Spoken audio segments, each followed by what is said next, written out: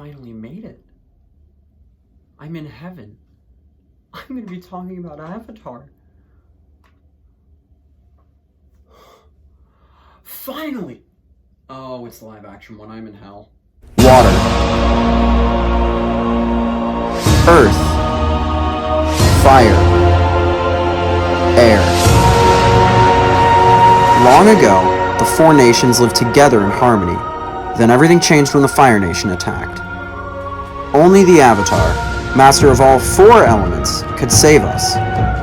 But when the world needed him most, he vanished.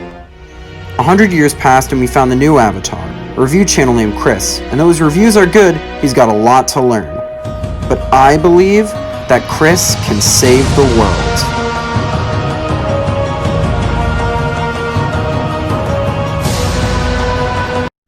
Welcome, ladies and gentlemen, to the three-part Avatar: The Last Airbender series of Chris reviews. So good morning, gamers, and let's get right into the worst of it. Today, obviously, we're going to be discussing M. Night Shyamalan's disaster, The Last Airbender. Now, I'm assuming if you're a longtime fan of the series, you've seen more than enough video essays discussing this, and honestly, I don't know if I'm going to bring anything new to the table. I just know that I need to talk about it. I'm going to give you my opinions on it, which I think is pretty universally well known, but let's jump right in. You can't go into this without talking about the cast, really. Avatar is an Asian-inspired series. It's all based on different styles, on Inuit tribes, China, Japan, the Buddhist monks, and every single one of the main characters somehow managed to be white. And if that doesn't make it any worse, all of the Fire Nation, the bad guys, were played by primarily Muslim or dark-skinned actors. I can't make this up if I wanted to. It's just so horribly atrocious. And then they had to go one step further and say, well, don't worry, we're making sure we're pronouncing everything the way it should. Aang, if it were written out in the traditional kanji or however he justified it, is Ong. And go ahead and mispronounce the name of the main character twice. Not just Ong. He's Avatar Ong. Not Avatar Aang. No, that had too much of a ring to it. To make it worse, the kid who played Ong wasn't an actor. They cast him because he was good at Taekwondo.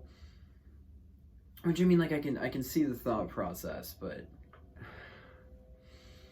he can't act. You can teach an actor to do martial arts. It's much harder to teach a martial artist, especially like a 12-year-old one, how to act. And that's very obvious. No one can act in this movie. Nobody. It's atrocious. My blood pressure is raising just thinking about all of this. I might have a heart attack before I finish this series. It's just everything's so horribly, horribly wrong.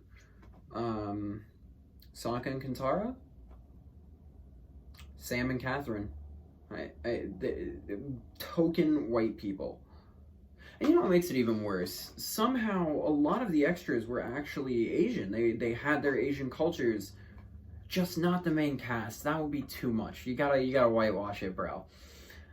You make sure that, you know, the main cast stays within that white environment. The CG wasn't there. This had such a high production budget too, and it looks like garbage. All of it. I mean, just go ahead and watch the movie.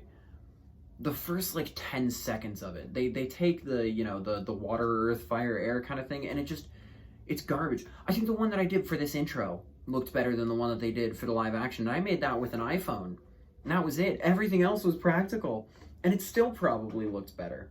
the bending just looks so fake, and that's what makes the world of Avatar so different, was the bending. It was, oh, martial arts, but the extensions of the body come in the forms of these elements that people can bend. Except it doesn't look like that. It just looks like a bunch of people doing martial arts and not hitting each other, and then a hastily thrown in, like, Fire Blast and Adobe After Effects. I think that they got a lot of the mannerisms wrong as well with the characters. They really, when they saw this show, which I believe, yeah, it came out after the show was done. After the show was done, they thought, okay, well, this is, an epic saga. This is the next Lord of the Rings. It has to be serious. And yeah, parts of the show were serious, but you have to remember it was a kid show. It was fun, it was happy, it was lighthearted. That's what gave it its charm. Nope, everyone's serious all the time. Aang isn't a lighthearted child anymore, which was what made his growth throughout the original series so staggeringly good. He's just kind of there. He's very, I don't know, there's just something off about him. He's very absent-minded. He doesn't seem to have any kind of, joy, childlike wonder of the world. He's just kind of there to move from point A to point B. On their horribly animated Appa, I have nightmares of live-action Appa and Momo every night. It hurts. And now the part of the series where we rant about Prince Zuko.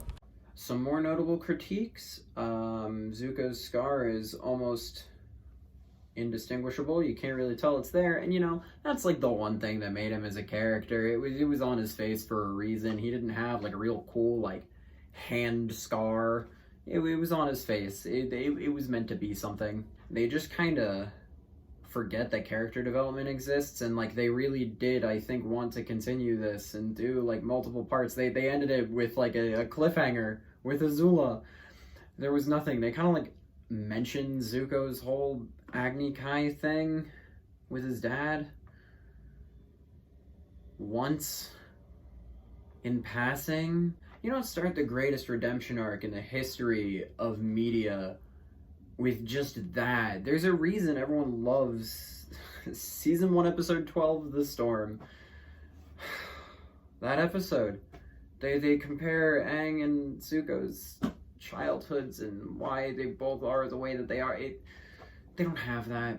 They don't have a lot. I mean, they just kind of took like 3 episodes and said these'll look pretty cool. Half the movie is the Siege of the North, which is really dumb. Like, I get it, it was a 2-part episode, but I mean, the Avatar was all about it's the destination.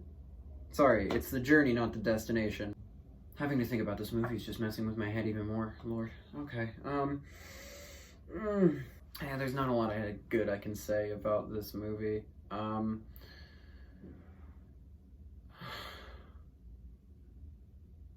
don't think there's anything good I can say about this movie. There wasn't any effort put into it in the end. It was just throw some people onto a soundstage, fight, add in digital effects, like everything, every part of this process, the directing, the acting, the CG, the editing, all of it just seemed so low effort that it just hurt to watch. They were kind of halfway in between let's do a direct adaptation and let's do our own thing, and we've already seen that fail spectacularly with the Watchmen movie by Zack Snyder, which maybe one day I'll talk about that one, I don't know. I just think that they didn't know what they were doing. They rushed into it and they said, we're gonna capitalize off the fact that everyone loves this. And it happened.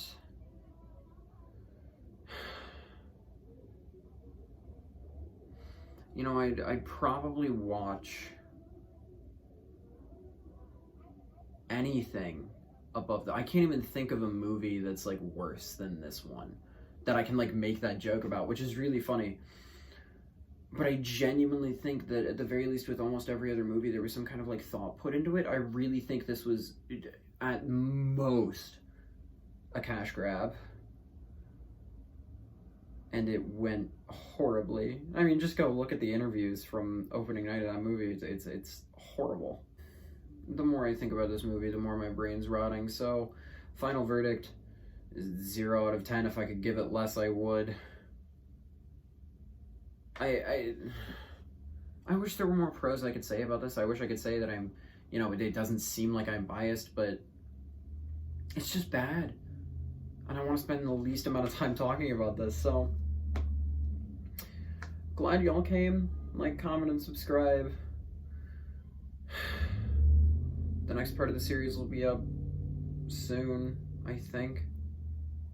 I've been sitting in my dorm for the past, week doing nothing, so I might as well knock all these out at once. See y'all next time. Peace. Love you.